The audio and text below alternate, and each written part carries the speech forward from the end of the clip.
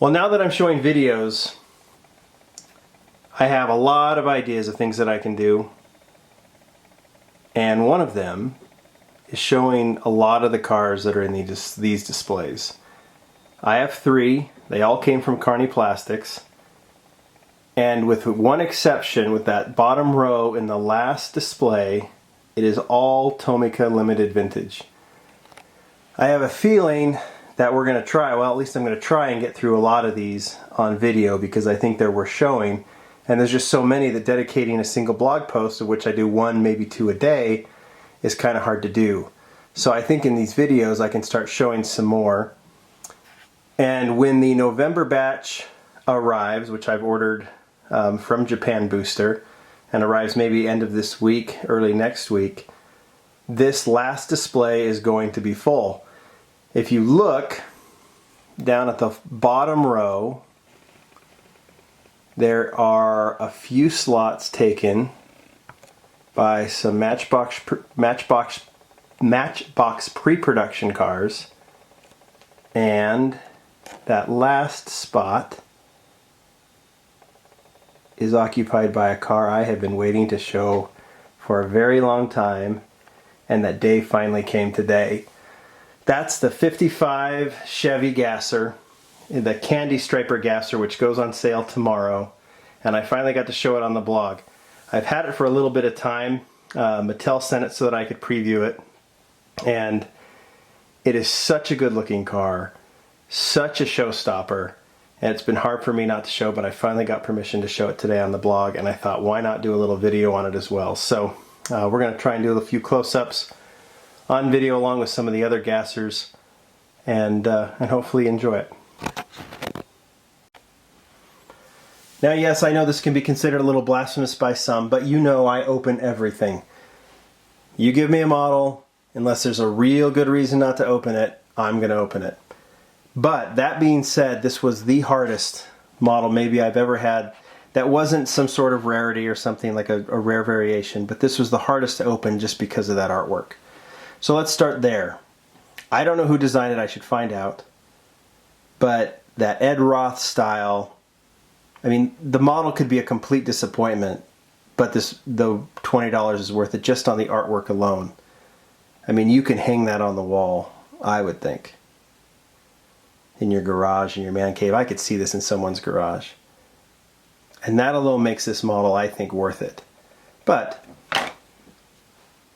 it does go a lot further than just the card art. And I don't know if this will come through on the video, but that pink, oh my gosh, I've never seen any model with that brilliant a color on it. And I don't know how many models you can do in hot pink, but this one works perfect.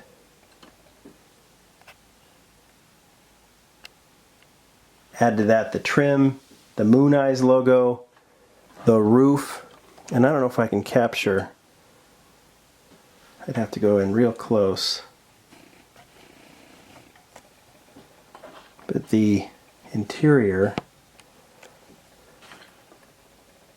I don't know if you can see that in the shadow, but the interior is also in a pink trim, white with a pink trim.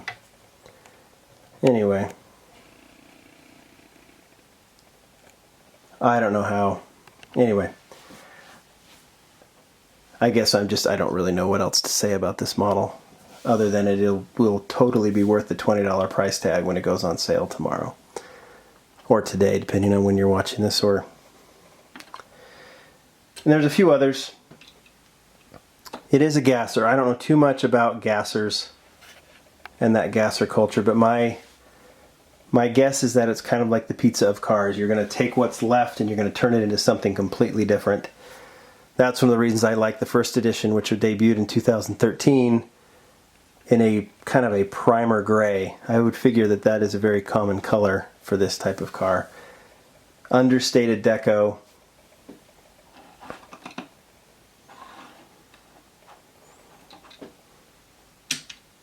But it is a gasser, and I would imagine that you can also go completely over the top. I know some people thought this was too over the top with its windows, but again, it's a Hot Wheels car, it's a gasser, and the blue rims and the pink trim and the pink windows, this made for probably my favorite Zamac model this year as well.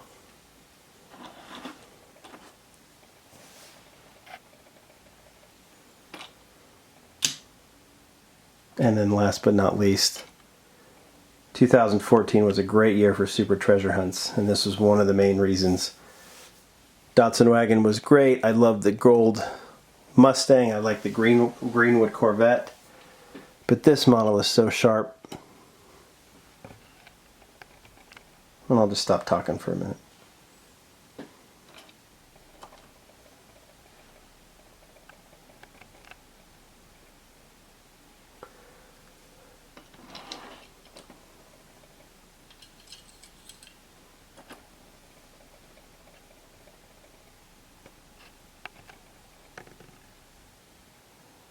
Now, I've said I really like this model and I see a huge future for it. I don't know if you top the pink gasser, but when you think that this is a model that can easily stay in the main line, and I would imagine will be a premium favorite moving forward. I'd imagine we'll see convention versions, maybe more RLC versions. I wouldn't mind it in, you know, this new car culture line. I think it would fit.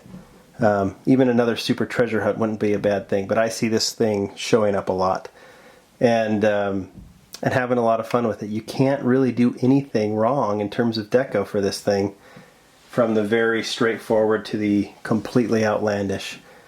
So anyway, this goes on sale tomorrow, 9 a.m. Pacific time.